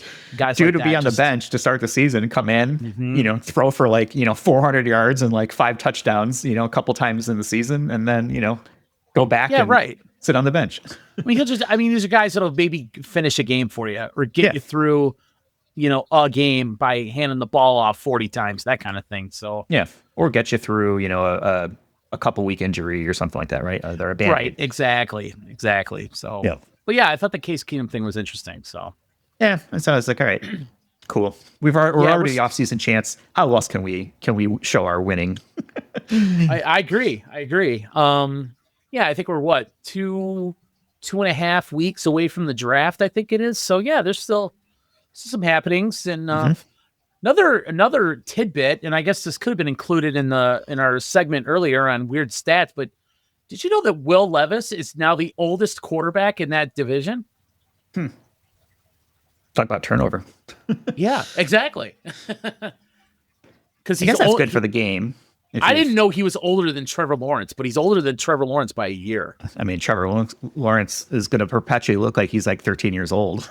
Yeah, right. And then he just has that young face, and Yeah, then you got Anthony Richardson, who sucks, but is young, and then C.J. Stroud is only in his 3rd year. So Will Levis, the elder statesman of the AFC South. That's good. That's good for the game. You need young talent like that, and to balance out the longtime starters. Hopefully they have good careers. I don't know about Will Levis, but CJ Stroud certainly started off strong, kind of came back to earth this year. Anthony Richardson I'm kind of unsold on because the Colts seem kind of dysfunctional to begin with. And so it's kind of hard for me to evaluate him as anything. Plus, he's had some injuries, but I was going to say, he's probably not going to be great, but he might be decent to maybe good on the right situation. He might be. And who knows? Maybe Levis turns out to be another Case Keenum type guy. He just kind of roams around the league, playing backup quarterback here, there, and everywhere. And, you can make a lot of money. And if you love the game and you can't play it, that's how you stay in the game. Yeah, no doubt. So interesting. But the Steelers are still looking for a guy. It sounds like the Vikings are ready to go with McCarthy. And, there's not a whole lot of other questions about QBs. So, all right. That should be interesting. So, okay. So we have not talked about this in a couple of weeks, but update the world on Jeff and the Polestar. Or should I say Jeff versus the Polestar? That is 100% accurate. It is very much versus the Polestar at this point. Okay. I am at the point where I would be happy to no longer have the vehicle and just be free of its just numerous errors. And I say this despite how nice of a vehicle it is. Yes. The massage seats are fantastic. It has the best sound system and then any vehicle in my entire house and cars. It has the best sound system. Yeah. I think it looks great. It's got great range. It looks fantastic. I think it's great. Blah, blah, blah. I smell a gigantic butt coming on. It's an expensive vehicle. And when you hit a certain price point, I am not willing to overlook the fundamentals. You have to nail the fundamentals to pass anything. And the more expensive your vehicle is, there is less wiggle room to say, okay, well, it doesn't do this, or maybe whatever. My vehicle has been essentially unusable since Friday. Actually, since Thursday. So today's Monday. Today's Monday. What put you over the edge? So there was a software update that came out, it would be almost 2 weeks ago, that was supposed to fix charging issues. Okay. I was having charging issues. So I was like, all right, again, I'm having this issue. The next couple days, software update came out, supposedly fixed it. Okay, great. So that's working. And then a week later, I get in the car just to take the garbage down to the drive. That's it. Not do anything fancy. And I get a whole bunch of errors. I get an SRS error. I got to bring up my Google Photos because I've gotten so many errors now that I've created a Google photo album as like evidence of like all the issues that I've had, for the vehicle itself. So I get in the vehicle last week and it's, let's see, let me find the error here because it was classic. SRS airbag fault, book a service. Okay. Interesting. And then at the same time, emergency call system fault, book a service. So I'm like, okay, I guess I'm going to be doing some reboots and restarts here in the garage for a few minutes. Okay. I go through reboots, I go through restarts, blah, blah, blah.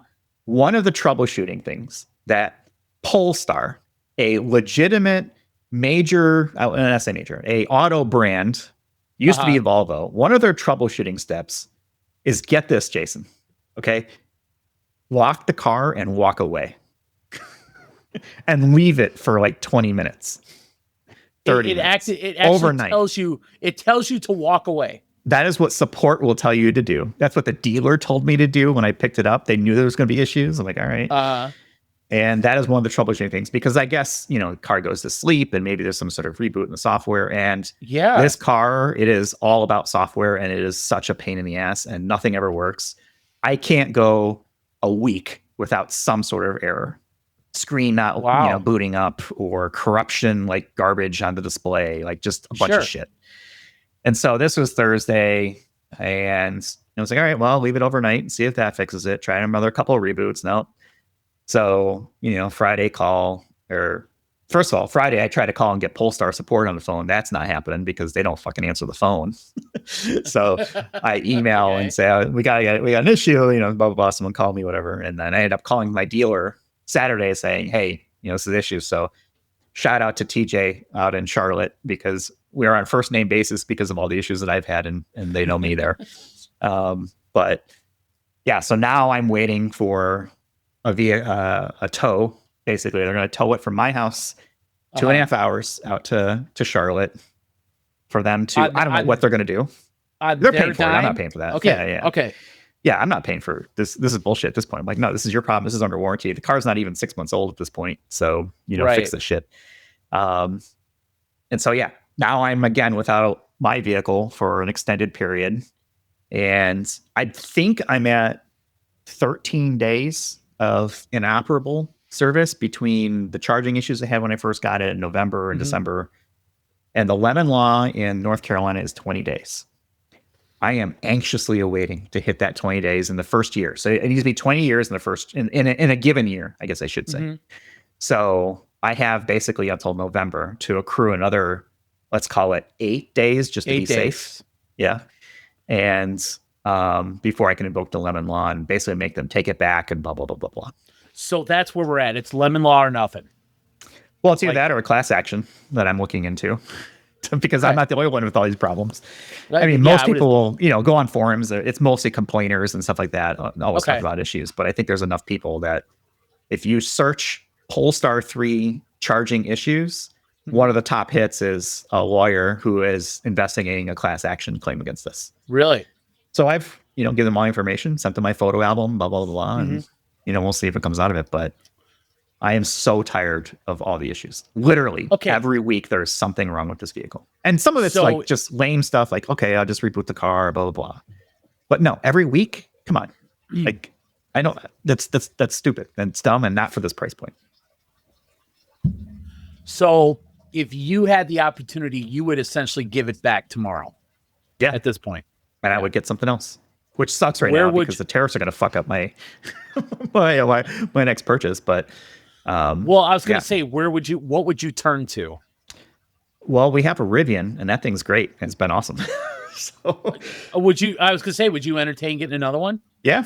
I mean, we have the R1S, which is like the SUV. I might do the pickup truck just to have some versatility, which is kind of weird because I never thought myself a pickup truck, but it's a great vehicle. It's fantastic. Sure. It works great. I'm looking at pretty high end stuff right now. That's kind of in that same, very upper end performance luxury kind of space. The Rivian would actually be cheaper than what I have right now. So that could be an option. There's BMW has a really nice high end electric.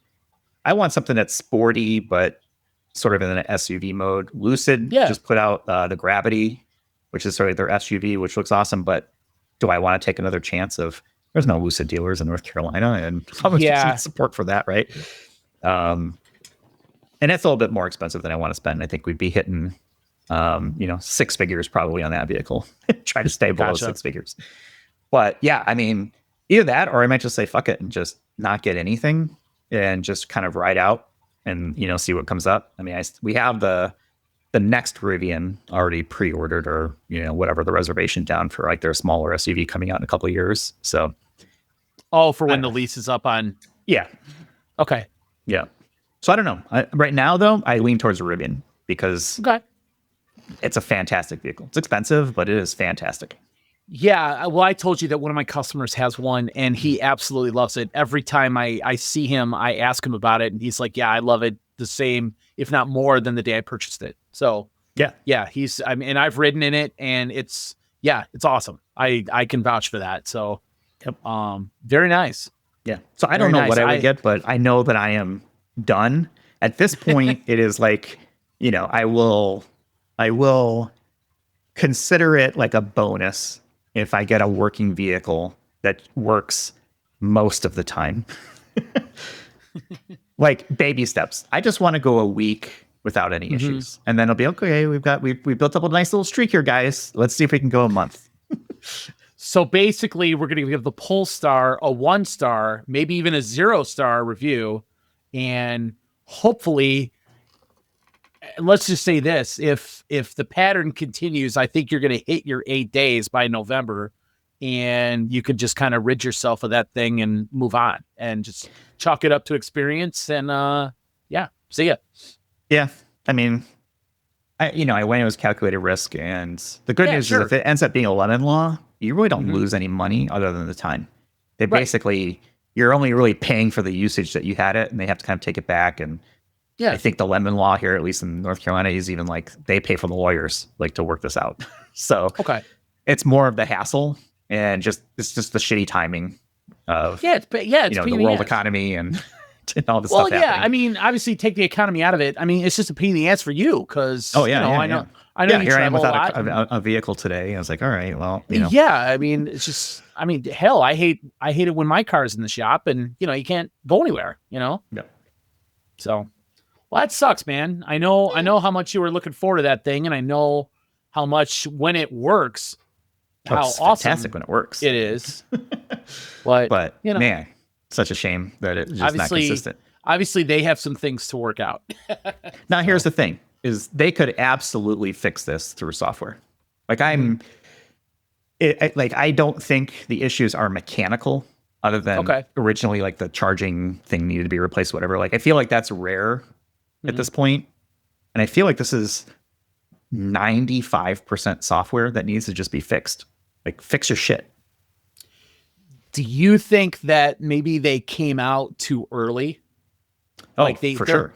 They're having so many problems that, hey, we should have tested this further, or we should have. Oh, I mean, that's without a doubt. I mean, it's no different than releasing any other product that's not ready. I mean, think about if you got a phone that shut down in the middle every time you made a call. Yeah, for sure. Like that shouldn't happen, right? Or it wouldn't turn on, or it couldn't make phone calls, right? It's no different than any other product. Yes, it absolutely needed more testing. It needed more time in the oven, development time, whatever you want to call it, right, to get it out there. The realist in me is like, okay, they had to get this vehicle out because, market conditions, or, they're trying to make money or whatever. And, you try to release an MVP, a minimum viable product out to the market and hope for the best. And Tesla was a little bit like that in the very beginning as well. Now they've gotten mature over the last couple of years. But yeah, this was just, okay. Like it needed at least another 6 months to a year of development time on the software side to not have this negative thing. Because now what do you have? You've got people like me talking to literally dozens of people saying don't buy a Polestar. Yeah, we can't. And I tell everybody, it's like, because everybody knows I'm like the EV person, and I'm always kind of talking about it, and like Polestar is getting a bad rap because of my experience with it. Yeah, no. Well, I know all listeners of the FOJ show are now on board with hating the Polestar. Let's put it that way. And Jay, I don't know if you know this, but I'm a very influential person. I know you are. Hey, maybe not so much here, but I know in another area you are very influential. So I get it. Yeah, that was more of a joke, but yeah, I mean, I know. People hear things. And it's like, all right, yeah, I'll stay with it because somebody told me about this thing or whatever. And well, I am. So here is how pissed off I am about this vehicle. I am almost ready to break my Facebook moratorium of not having posted on Facebook in like, I don't know, 5 years, 6 years. Been at least since the pandemic, since I've done anything on Facebook. And I have nothing but Polestar 3 ads in my feed. And I want to go into one of those ads and I'll share my Google Photos album, and here's my story of everything that, has happened with it. And, let's see what happens there. Now, I am so far showed restraint, mostly because I just don't feel like engaging on Facebook anymore, but I am this close to like doing that. Wow. Well, I mean, I'll admit, I mean, just you and I talking here, and anybody who does listen, when the name Polestar comes up, this is what they're going to refer to.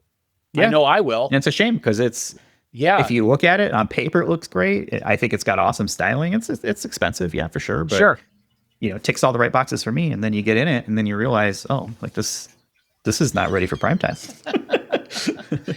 Yeah, it's like, God, how could something so awesome looking and so awesome sounding and so cutting edge, and the thing that has everything can be such a piece of shit at the same time? Yeah, that's frustrating. But you know what? At least I can sit in my garage and listen to 25 speakers of Dolby Atmos. Can't go anywhere, but at least I could sit there.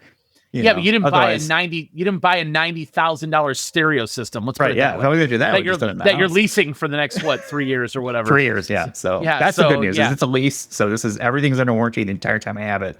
That's good. Can be just a total whatever. And if it gets to be an issue, I will request refunds. And they've done that. They've actually given me 1 month payment already. For the first month where it was just out for like 3 weeks or whatever it was. But I'm looking through my album here. Charging system fault, book a service. Propulsion system fault, book a service. Oh, there's a picture of it on a car carrier. Driver support system fault, book a service. Error on one pedal drive. Front light system fault, book a service. I mean, it's just nothing but errors, all the time. Stop safely, critical suspension fault. That's great when you get that while you're driving. Yeah, well, hey, I know it's as we've referred to, it's a first world problem. It's a 1%er problem, but hey, absolutely. For those who own them, it's a freaking problem. So I totally get it. Yeah. So hopefully, I think it's getting a car carrier supposed to pick it up tomorrow. I hope it'll get out there. That means I'll probably have Wednesday, Thursday while they look it over. So that's another maybe day or two. And then I'm guessing, maybe it is a hardware fault. That's actually the best case scenario, is that it's a hardware fault, because it's actually a part that can be fixed and not just a janky software. And then I'll, maybe get it back. They send it back on either Friday or Saturday, and then I get on a plane Sunday, and I'm gone for a week. So, whatever. Never ends, man. Yeah, what can I do? I mean, this is not the dealer's fault, right? The dealer is in charge of sure. So I 100% blame Polestar software, and they're like, well, do you need a rental or anything like that? And I'm like, I'm okay for right now, but I guess be asshole, I can always do that. But yeah. Look. I'm very fortunate, so I'm not going to bitch too much about it, but I think it's hilarious, and they're not doing themselves any favor by, having this be out there. Yeah, no, I get it. Yeah, no, that sucks. Yep. But I am looking forward to seeing it next week. So we're about a week away. Yes. Yeah, what is it, next Tuesday, right? Next Tuesday, I'm going to try to do something. I've got some work stuff to do during the day, and I'll be up in Milwaukee, and then should be back in the Gurney area sort of that evening. Okay. I just got to find a place to record or figure out whatever, but I'll bring my microphones and we'll just do something in person. Yeah, looking forward to that. I mean, even if the show itself doesn't work out, it'd be good to see us. So that'd be fun. Yeah. We could do, we'll do dinner and all that stuff too. So, but live show. So if any of you listeners want to hike up to Gurney with me and do it live, I doubt they will. So what are we kidding? But yeah, I don't know where it will be, but we'll figure something out, I guess. The dream someday would be to be able to call up any restaurant, sports bar and say, hey, FOJ show wants to come see you. Great. We'll pay you X amount of money. Come see us. And we have a full house. That's the dream for me. I think that'd be hilarious. I think it would be hilarious. I hate to say it. It's probably not going to happen, only because we don't live in the same state. I know. It'd be very difficult. I know. Well, yeah, but I'm saying if you travel to Chicago for work, yeah, I could just say, hey, my man Jeff is in town. We got to make this happen. And people say they drop everything and say, my God, yes. Yeah. The Jeff. Yeah, for sure. The Jeff of the FOJ show. Holy crap. Yeah. That'd be cool. I like doing this. I like this. This is our way to catch up on stuff. And I feel like there's times during the week that I want to text you and nope, I'm going to save that for Sunday or Monday, whenever you happen to record. Well, I'm with you on that. And it's something will happen. I'll be like, oh crap, I got to write that down. So I have a notes tab in my phone, and I'll just, it's just so I can remember. And then it's like, okay, now that I've got this random stat, I got to come up with 10 more, and make a segment out of it or whatever. We're a little bit all over the place. There's no structure to this. No. Well, it's funny because that Forbes thing, I just picked that out of social media today. Oh, okay. So, yeah. Well, that's fine, right? This is the show about anything and everything for everyone. Mm-hmm. Every friend of Jeff. That's right. So, yeah, it's good. It's good. I'm just excited that I know people that actually listen. I think that's freaking cool. Yeah. So, it's cool. That's how it starts, right? That's right. So homework for next week, I was telling you this before we hit record, is John Oliver had a really good last week tonight on transgender sports that I thought was really interesting. And I think you and I are probably in the same kind of realm of thinking on that one, but certainly rises some other things to maybe consider. So I won't say that I'm convinced, but maybe that's something we can talk about next week. Yeah. It's hey, what'd you think about it? And kind of get into it. But it was interesting. Yeah. We'll try to be, not so much right versus left, but let's talk about, the real world. It's fair to say that, there's obviously an elephant in the room that you and I don't discuss very often, and that's fair. For various reasons and whatever. But, this kind of falls into some of that, but it does. But I think it is an issue worth discussing and worth talking about, because while it doesn't affect a lot of people, the people that it does affect, it's a serious thing. So yeah, I think it's worth discussing. Absolutely. And as I've told you before, man, I'll always listen. I'll always listen.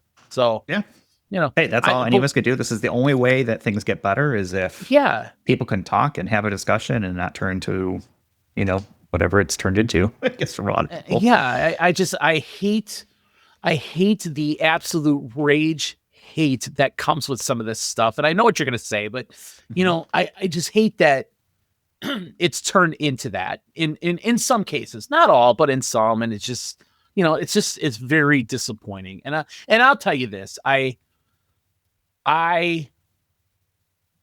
see if I can word this right.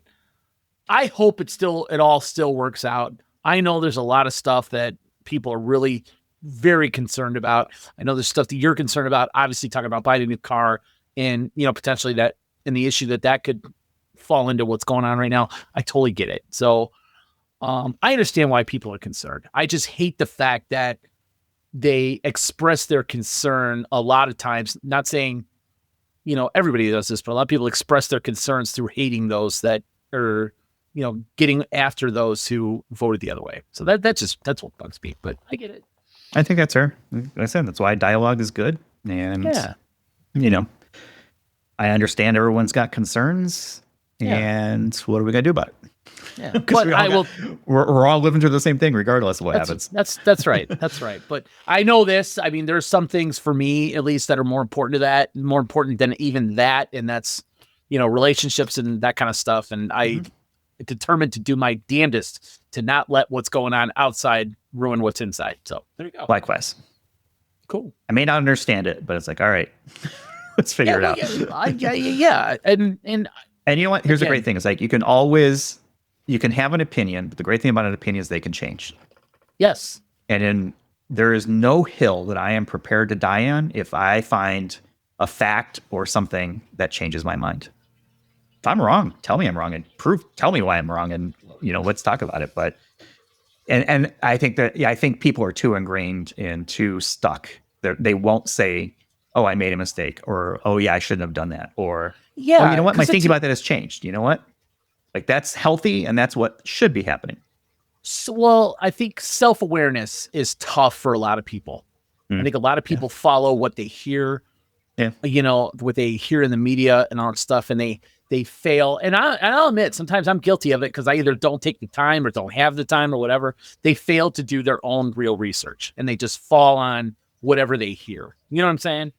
And yeah, and you got to be careful where you research, because even that's a rabbit hole of exactly. It's like if your research is Facebook forums, yeah, no doubt. Maybe check out AP or Reuters for more. Yeah, where can I truly fact check something? Like even the stuff you read, it's like, is this true? Is this article true? What are the source on this? Well, I got to research that. And yeah, you're right. It is really hard to get the facts. And know that they're the facts, So. Yeah. Well, I mean, and it's not just one side. Both sides are spinning things everywhere. So trying to find that neutral ground has been really kind of a mission for me. I don't want to do a commercial for it, but I found an app this week called Ground News. Ground News. I'm going to write that down. I like it enough that I actually paid for it for the year. Really? It's a news app, and you put in all your things you like. And what it does is show you the coverage of who's covering the story. Left, right, middle. Okay. If you pay for it, you can see some other metrics and things and stats like factuality and stuff like that, which to me was interesting, because I'm always looking for, give me facts, not opinion on stuff like that. Yeah, no doubt. 100%. If I want opinion, I know where to get it. I want facts. And so I think it's a really interesting news that will, and a news app called Ground News. I think it's relatively new. I just found it this week, and I'm not sure where I found it.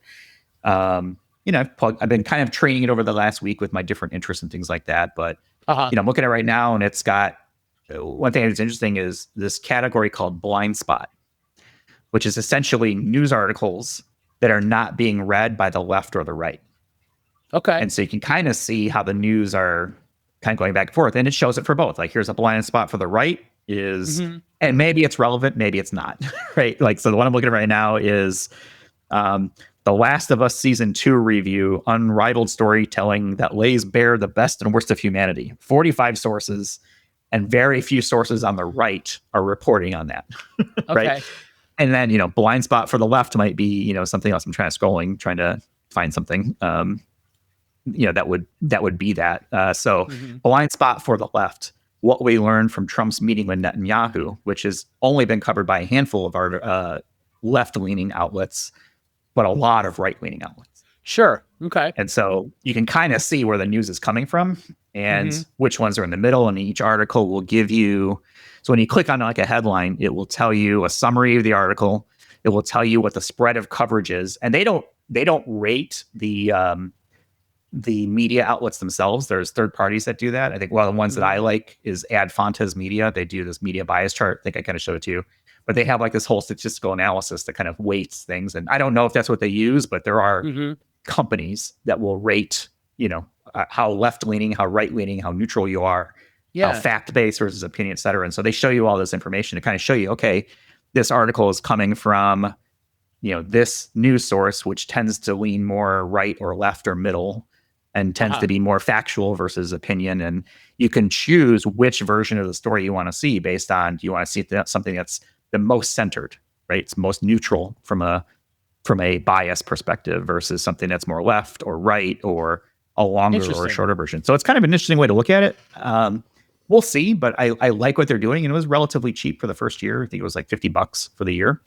Okay. To kind of check it out. And like I said, I liked it enough that, I'm always looking for, okay, what am I not hearing? And is what I'm hearing and what I'm reading legit? It's always a concern at this point. Yeah. Okay. Well, I'm going to definitely check that out. And, if it's only $50 for a year, that's actually a pretty decent deal. So it's what $4 a month. So not bad. Yeah. Well, hit me up. And, I think there's like a referral code. You get like a discount or something like that. So, okay. Well, just shoot it to me. I mean, if you have one, whatever. Okay. The other thing that we really don't have time for today, because we're an hour and 46 minutes in. Yeah, no, we're setting a record here. But we do need to, because I think it's 9 episodes into Game of Thrones. Oh, yeah. I'm excited about this one. Okay. Yeah. So next week when we get together live, let's put that on the docket, because I'm in. Okay. It's good. And Michelle's in too. In fact, she's actually more in tune than I am, because shame on me, and I need to go back and rewatch some stuff, because we tend to watch it kind of late at night, and I don't stay up as late as I used to. So I'll doze off and then wake back up and doze off, wake back up. She has paid attention 100% to every episode, and she knows names, characters, all this stuff. And there are a lot of characters and a lot of names. Hell it took me a few years to catch up with everything. Yeah. But this is not a show that you can multitask. You need to watch it, because there are a lot of subtle things that, like, oh, okay, if you blink, you miss it, kind of things. You definitely. So if you're on, you said you've watched 9, so there's only 10 episodes in the first season. So yes, we have not finished the first season yet. It'll probably happen when she gets home from work. So hopefully, again, I could stay awake. But I'm doing my best. And I'm like, and I know we got to go, but it's funny because we're talking about, watching Breaking Bad because it's so good, and Walking Dead or whatever. And I'm like, okay, maybe because Michelle's already watched Breaking Bad, maybe I can watch that on the side. I'm like, wait a minute. I can't do Game of Thrones and Breaking Bad at the same damn time. There's no way. That's a lot. That's a heavy burden. Yeah, I need to lock in, on Game of Thrones, because, I still got the Dodgers and the Sox and the Bears draft and all that shit coming up. But yeah, as far as the show, Game of Thrones, I am locked in. It is good stuff. Good. All right. So by the time we talk next week, you should be done with the first season. Oh, for sure. See, now I've got to go back and try to remember everything that happened, because it's been so long. But I'm curious to see, where your head's at. Yeah. No, it's good. So, so yeah, I'll be ready for that. Okay. Awesome. All right. I'm in. Yeah, I'll see you next week at some point. And yeah, just shoot me the details, and we'll make it happen. Looking forward to it. All right, man. See you next week, and take it easy. You too. Talk to you later. See you. Peace.